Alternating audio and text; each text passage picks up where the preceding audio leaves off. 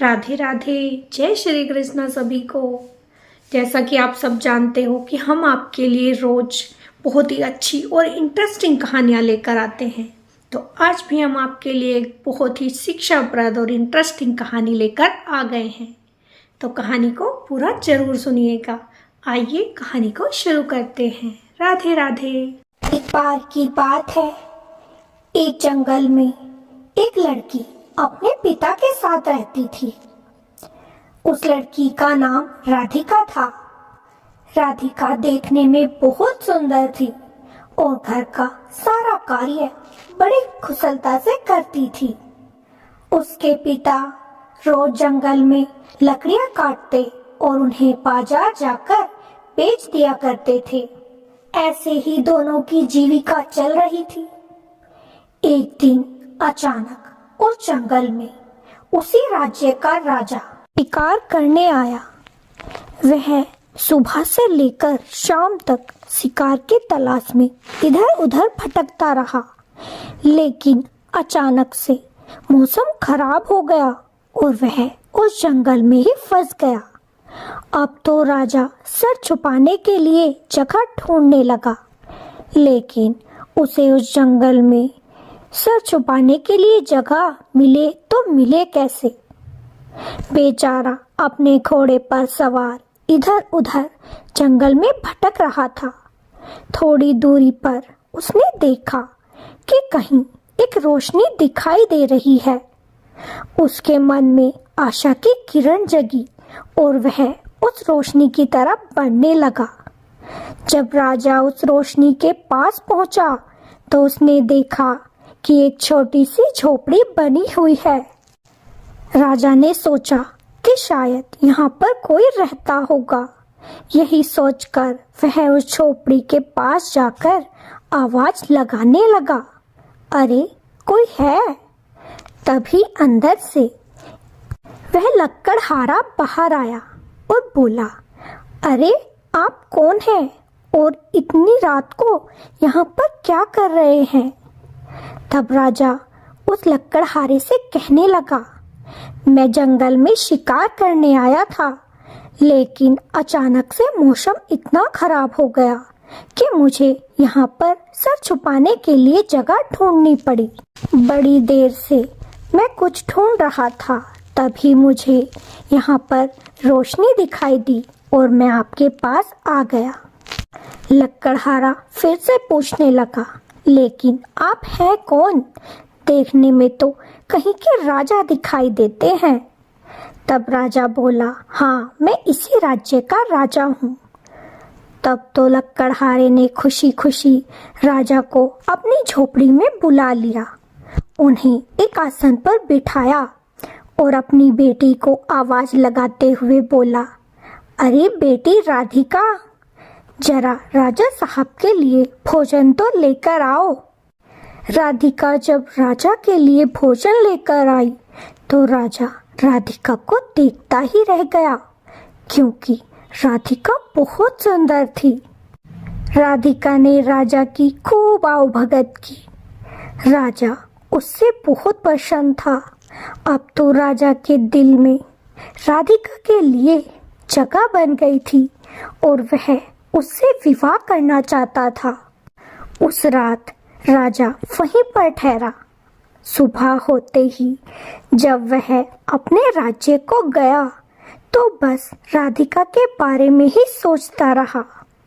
अब तो राजा का किसी कार्य में मन ना लगता। हर वक्त राधिका की याद आती।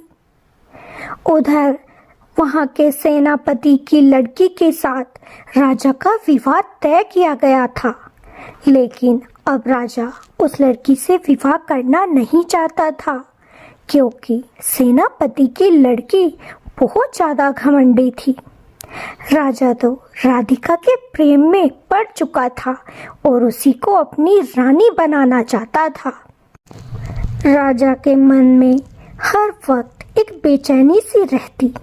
एक दिन राजा ने यह निश्चय कर लिया कि कुछ भी हो जाए मैं विवाह तो राधिका के साथ ही करूंगा, और ये सोचकर वह उस जंगल में चला गया उसने राधिका के पिता से बात की और फिर राधिका से विवाह कर लिया।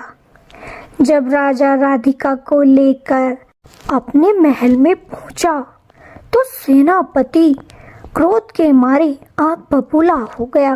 अरे, ये क्या कर दिया? मेरी बेटी को धोखा दिया। इसने इस मामूली सी लड़की के लिए मेरी बेटी के विवाह का प्रस्ताव ठुकरा दिया। मैं इसे जिंदा नहीं छोड़ूंगा। इसका बदला तो मैं लेकर ही रहूंगा। अब तो सेनापति बदले की आग में झुलस रहा था और मौके की तलाश में था कि कब उसे मौका मिले और वह अपना बदला ले ले। ऐसे ही कुछ दिन बीत गए। राजा अपनी रानी के साथ बहुत खुश था। राधिका भी राजा के साथ अपनी जिंदगी खुशी खुशी बिता रही थी। एक दिन राधिका ने अपने पति से कहा कि आप पिता बनने वाले हैं। ये बात सुनकर तो राजा और भी ज़्यादा खुश हो गया और उसने राधिका का ध्यान अब हद से ज़्यादा रखना शुरू कर दिया। ये बात सेनापति को खटकने लगी कि अगर राधिका को लड़का हो गया तो यह इसे कभी नहीं छोड़ेगा। लेकिन जब राधिका ने अपने बच्चे को जन्म दिया तो वह 2 जुड़वा बहनें थी। अब तो सेनापति के मन में कुछ उत्सुकता सी पैदा हो गई कि चलो, राजकुमार तो पैदा नहीं हुआ, ये तो लड़कियां हैं और लड़कियां राजपाट क्या संभालेंगी। राजा अपनी पुत्रियों से बहुत प्रेम करने लगा था। वह उनका बहुत ध्यान रखता और अपनी पत्नी राधिका से अब और भी ज़्यादा प्रेम करने लगा। ऐसे ही कई साल बीत गए, लेकिन राधिका को फिर कोई औलाद ना हुई। इस बात का फायदा सेनापति उठाना चाहता था। उसने एक दिन राजा से कहा, अरे राजा साहब, आपकी 2 बेटियां हैं, लेकिन ये तो ब्याह कर अपने घर चली जाएंगी। फिर आपका राजपाट कौन संभालेगा? आपका उत्तराधिकारी कहाँ से आएगा? मैं तो कहता हूँ कि आप दूसरा विवाह कर लीजिए। मेरी बेटी अभी भी आपका इंतजार कर रही है। राजा सेनापति पर भड़क गया और बोला, मैं राधिका के सिवा किसी और के बारे में सोच भी नहीं सकता। चाहे मुझे बेटा हो या ना हो, लेकिन मैं राधिका को कभी नहीं छोड़ूंगा। ये कहकर वहां से चला गया। सेनापति को अब कोई रास्ता नहीं सूझ रहा था, इसीलिए उसने एक दिन मौका पाकर रानी के कक्ष में एक जहरीला सांप छुड़वा दिया और उस सांप ने रानी को काट लिया। देखते ही देखते रानी के होश उड़ गए और वह मृत्यु को प्राप्त हो गई। जब राजा को ये खबर मिली तो वह बहुत दुखी हुआ।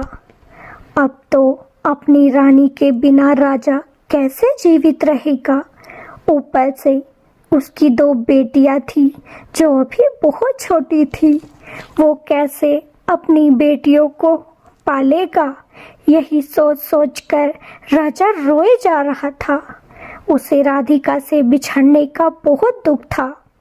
सारा राजपाट छोड़कर वह अब अपनी बेटियों का ध्यान रखता और राधिका को याद करता रहता। सेनापति ने सोचा, राजा अब किसी और से विवाह तो नहीं करेगा, इसीलिए मुझे ही अब इस राज्य की बागडोर संभाल लेनी चाहिए। सेनापति ने अब कुछ लोगों को अपनी तरफ कर लिया और एक दिन राजा को खाने में जहर दे दिया। अब तो राजा भी मर गया। सेनापति के रास्ते का कांटा अब निकल चुका था। वह खुशी खुशी उस राज्य को संभालने लगा और मन ही मन सोचने लगा कि अब इन दोनों बच्चियों को भी मरवा दूंगा। लेकिन जो राजा की एक सेविका थी वह सबको जान गई थी, इसीलिए वह उन दोनों बच्चियों को रात के समय वहां से उठाकर ले गई और उसी जंगल में चली गई जहां पर राधिका अपने पिता के साथ रहती थी। उसने उन दोनों को उसी झोपड़ी में रहकर पालना शुरू कर दिया। धीरे धीरे समय बीतता जा रहा था और दोनों बहनें अब जवान हो गई थी। दोनों बहनें भी अपनी माँ की तरह बहुत सुंदर थी, लेकिन वह सेविका अब इतनी वृद्ध हो चुकी थी कि बहुत बीमार रहने लगी और एक दिन वह भी मर गई। दोनों बहनों का उस बूढ़ी औरत के सिवा और कोई ना था। अब दोनों को एक दूसरे को संभालना था। बड़ी बहन छोटी बहन का अब माँ की तरह ध्यान रखने लगी। दोनों बहनें जंगल से फल लेकर आती और उन्हीं से अपना गुजारा चला रही थी। एक दिन छोटी बहन जंगल में लकड़ी लेने गई हुई थी और बड़ी बहन नदी पर पानी भरने गई थी कि एक दिन दूसरे राज्य का राजकुमार अपने दोस्त के साथ जंगल में शिकार करने गया हुआ था। दोनों शिकार की तलाश कर रहे थे, तभी उन्हें दो तीतर दिखाई दिए।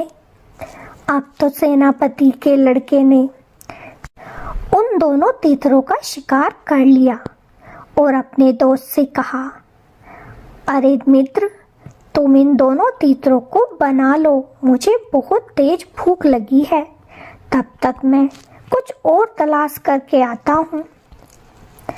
सेनापति का बेटा उन तीतरों को बनाने लगा, लेकिन उसी समय बड़ी बहन नदी पर पानी भरने आ गई। सेनापति के लड़के ने इतनी सुंदर लड़की को जब जंगल में देखा तो उसे देखता ही रह गया और अपने होश गंवा बैठा। वह तीतर बनाना भूल गया। तभी वह लड़की उसके पास आई और बोली, अरे क्या तुमसे तीतर बनाने नहीं आते? लाओ, मैं ये तीतर बना देती हूँ। उस लड़की ने वह तीतर बना दिए और वहाँ से चली गई। तभी वहाँ पर राजकुमार आ गया और उसने जब इतने स्वादिष्ट तीतर खाए तो बोला, अरे मित्र, तुम तो बड़े स्वादिष्ट तीतर बनाने लगे, क्या बात है, अब रसोइये का काम करना सीख गए हो क्या? तब वह सेनापति का लड़का बोला, अरे नहीं मित्र, एक लड़की नदी पर पानी भरने आई थी, मैं तो उसे देखता ही रह गया और तीतर बनाना भी भूल गया, उसी ने आज ये तीतर बनाए हैं। सेनापति के लड़के की ये बात सुनकर राजकुमार भी उस लड़की से मिलना चाहता था। उसने कहा, मित्र, मुझे भी उस लड़की से मिलाओ, मेरा भी मन है कि मैं उस लड़की से मिलूं। अब तो दोनों के दोनों अपने घोड़ों पर सवार हो गए और उस लड़की को ढूंढने लगे। चलते चलते दोनों उसे झोपड़ी के पास पहुंच गए। उन्होंने जब झोपड़ी के पास जाकर देखा तो वही लड़की झोपड़ी के पास काम कर रही थी। राजकुमार तो उसे देखता ही रह गया और अपने मित्र से बोला, अरे मित्र, ये तो बहुत सुंदर है, मैं इसे अपनी रानी बनाना चाहता हूँ। सेनापति का लड़का भी यही चाहता था कि वह उस राजकुमार से विवाह कर ले। राजकुमार ने उस लड़की से कहा, क्या तुम मेरी रानी बनना पसंद करोगी? क्या तुम मुझसे विवाह करोगी? लड़की शर्माते हुए बोली, भला आपकी रानी कौन नहीं बनना चाहेगी, लेकिन मुझे कुछ समय लगेगा, मैं शाम तक आपको अपनी राय बता दूंगी। राजकुमार बोला, ठीक है, मैं शाम तक तुम्हारा इंतजार करूंगा। अगर तुम्हें मेरी बात सही लगे तो उसी नदी पर आ जाना जहां आज हम मिले थे। और वहां से दोनों चले गए अब तो लड़की अपनी छोटी बहन का इंतजार करने लगी। थोड़ी देर बाद लकड़ियाँ लेकर उसकी छोटी बहन भी घर आ गई। तब बड़ी बहन ने छोटी बहन को सारी बात बताई कि बहन, आज एक राजकुमार यहाँ पर आया था और वो मुझे अपनी रानी बनाना चाहता है। छोटी बहन बहुत खुश हुई और बोली, हाँ बहन, तुझे उसके साथ चले जाना चाहिए। तब बड़ी बहन बोली, लेकिन बहन, मैं तुझे लिए बिना यहाँ से नहीं जा सकती, तुझे भी मेरे साथ ही चलना होगा। छोटी बहन बोली, नहीं नहीं, मैं ऐसा कुछ ना करूँगी, मैं तेरे साथ यहाँ से नहीं जाऊँगी।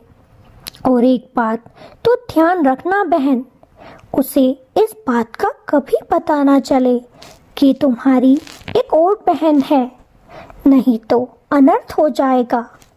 बड़ी बहन रोने लगी, लेकिन छोटी, मैं तेरे बिना वहाँ पर कैसे रहूँगी, मुझे तेरी बहुत याद आएगी। तब छोटी बहन बोली, अरे बहन, मैं भी तुझसे दूर कहाँ रहना चाहती हूँ, मैं तेरे पास ही आ जाऊँगी।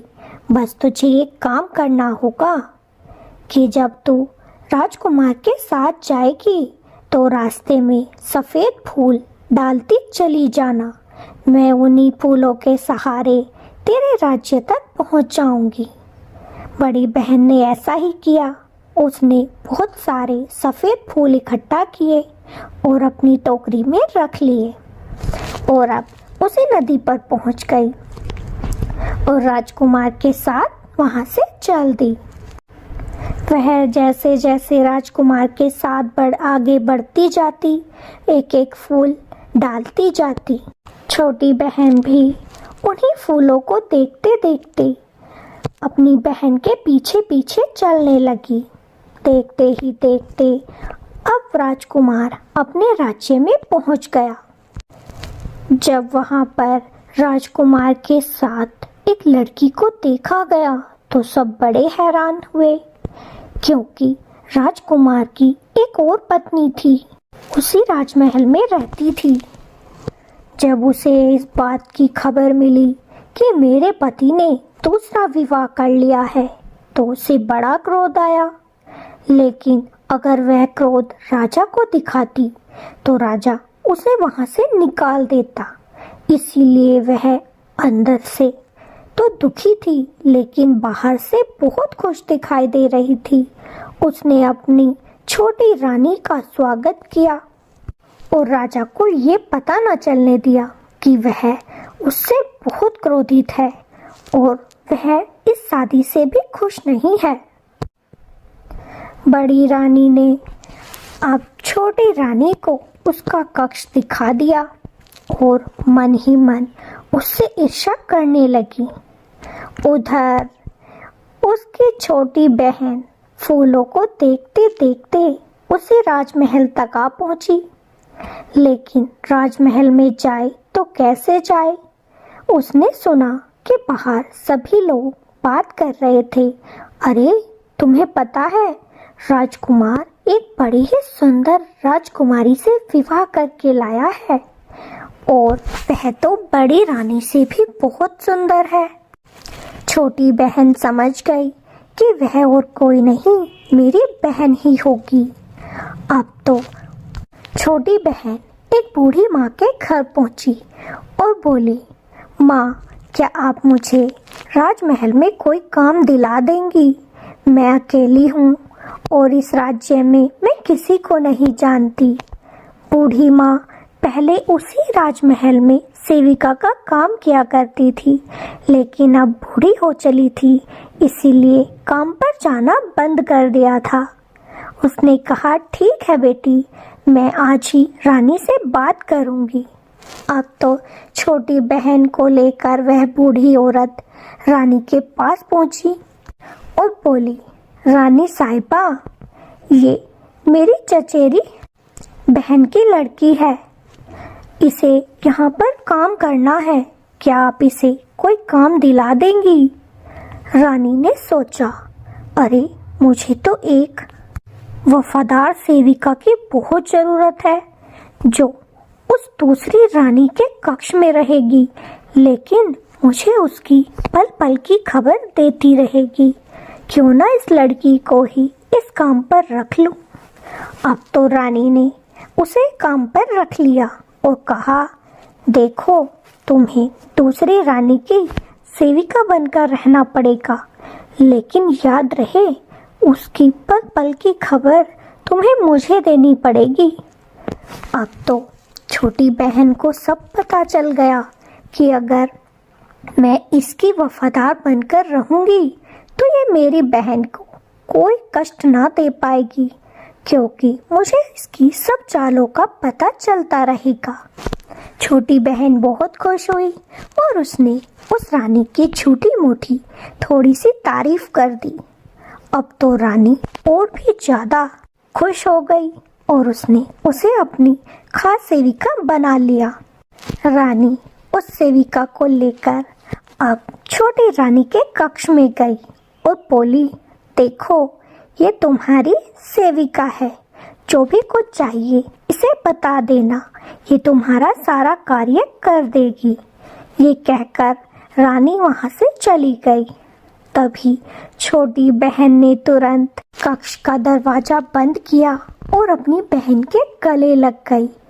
बड़ी बहन अपनी छोटी बहन को देखकर बहुत खुश हुई और बोली, अरे बहन तू यहाँ कैसे आई? तब छोटी बहन ने कहा, मैं तेरे ही पास रहूंगी, लेकिन याद रहे तुझे अपना वादा निभाना होगा। किसी को भी पता न चल जाए कि मैं तेरी छोटी बहन हूँ। राजकुमारी ने ऐसा ही किया। उसने किसी को भी न बताया कि वह उसकी छोटी बहन है। अब तो दोनों बहनें उसी महल में रहने लगी, एक सेविका बनकर और एक राजकुमारी बनकर। कुछ दिन तो हंसी खुशी से बीत गए। एक दिन बड़ी बहन ने राजा को ये खबर दी कि वह माँ बनने वाली है। अब तो राजा बहुत खुश हुआ और वह उसका खास ध्यान रखने लगा। लेकिन ये बात बड़ी रानी को बहुत बुरी लगी, क्योंकि वह तो माँ बन ही नहीं सकती थी। उसने सोचा, अब तो छोटी रानी इस राज्य का उत्तराधिकारी भी दे देगी, फिर तो मेरी कोई अहमियत नहीं रहेगी और राजा अब छोटी रानी को ही सबसे ज्यादा प्रेम करेगा। मुझे तो दासी की अहमियत भी नहीं देगा। उसके मन में गंदे गंदे विचार पनपने लगे। तभी उसने एक षड्यंत्र रचा और उसमें उस रानी की छोटी बहन को शामिल कर लिया और उससे बोली, देखो जब रानी को बच्चा होगा तो तुम्हें उस बच्चे को मार देना है और उसकी जगह एक बिल्ली का बच्चा लाकर उसके पास रख देना है।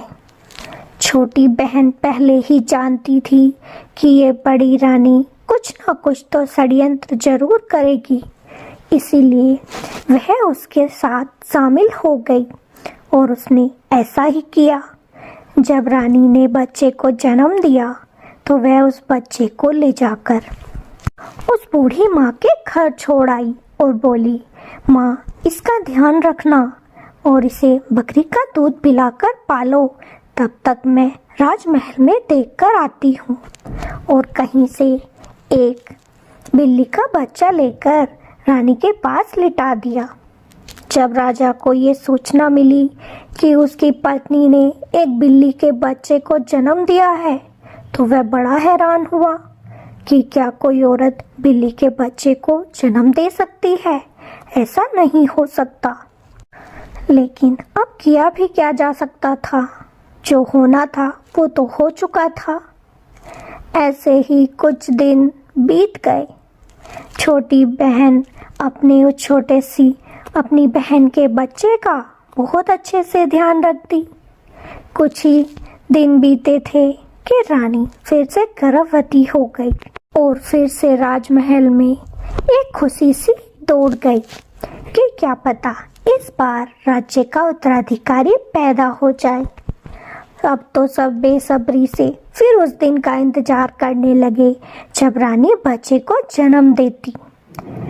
बड़ी रानी ने फिर से वही षड्यंत्र रचा और उसी की छोटी बहन से कहा, अरे तुम्हें इस बार यही करना है, जब रानी बच्चे को जन्म दे तो उस बच्चे को ले जाकर मार देना और वहां पर एक कुतिया के पिल्ले को लिटा देना।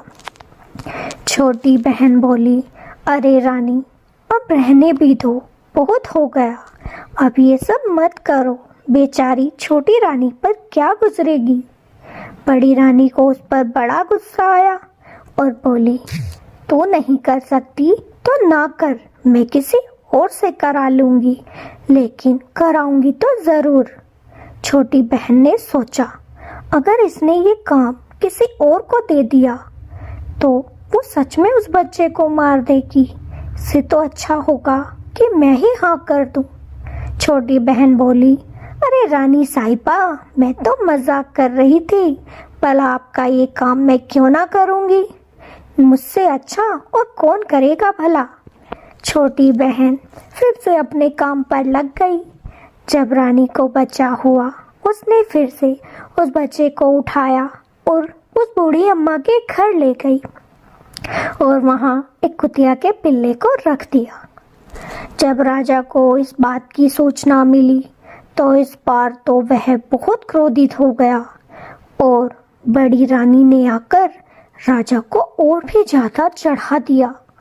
वह कहने लगी, राजा साहब, ये लड़की कोई आम लड़की नहीं है, ये तो बच्चे भी कभी बिल्ली के बच्चे को जन्म देती है तो कभी कुत्ते के बच्चे को जन्म देती है, ये इंसान का बच्चा पैदा नहीं कर सकती, आपको इसे कारागार में डलवा देना चाहिए।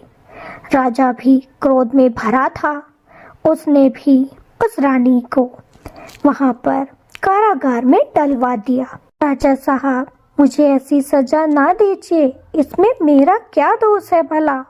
लेकिन राजा ने उसकी एक ना मानी। अब तो बड़ी रानी के मन की इच्छा पूरी हो चुकी थी, वह फिर से अकेली उस राजमहल की रानी बन चुकी थी। अब तो जो चाहती वो कर सकती थी। उधर छोटी बहन को जब ये पता चला कि उसकी बहन को कारागार में डलवा दिया गया है तो वह उसी दिन राजमहल का कार्य छोड़कर उन दोनों बच्चों को लेकर उसी जंगल में चली गई जहां वह अपनी बहन के साथ रहती थी और उन बच्चों को पालने लगी। धीरे धीरे बच्चे 3-4 साल के हो गए और अब वह वो झोपड़ी के आसपास खेलने भी लगे थे। एक दिन की बात है, राजा उसी जंगल में घूमने गया हुआ था। उसे अचानक से प्यास लगने लगी। जैसे ही राजा नदी पर पानी पीने गया तो उसने देखा कि 2 बड़े ही सुंदर से बच्चे वहां पर लकड़ी के घोड़ों के साथ खेल रहे थे और बोल रहे थे, काट के घोड़े पानी पी, काट के घोड़े पानी पी। राजा ने जब ये बात सुनी तो वह उन बच्चों के पास गया और बोला, अरे बच्चों, कभी काट के घोड़े भी क्या पानी पीते हैं? तब बच्चे बोले, क्यों, जब एक औरत बिल्ली और कुत्ते के बच्चे को जन्म दे सकती है तो क्या काट के घोड़े पानी नहीं पी सकते?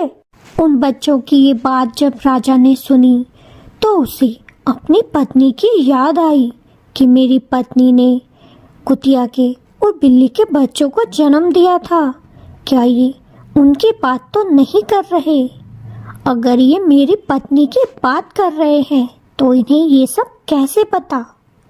राजा ने उन बच्चों से पूछा कि तुम्हें ये बात किसने बताई? तब बच्चे बोले, हमारी मौसी ने बताई। अब तो राजा वो झोपड़ी के अंदर गया तो उसने देखा कि वही सेविका वहां पर बैठी हुई थी जो उसके राजमहल में काम करती थी। राजा ने उससे पूछा, तुम यहाँ कैसे और ये बच्चे किसके हैं? तब उस लड़की ने सारी बात राजा को बताई कि राजा साहब, मैं उसी लड़की की बहन हूँ जिसे आप कई साल पहले इसी झोपड़ी से लेकर गए थे। मैंने उसे ये सब बात बताने को मना किया था और उसने आपको मेरे बारे में कुछ भी नहीं बताया।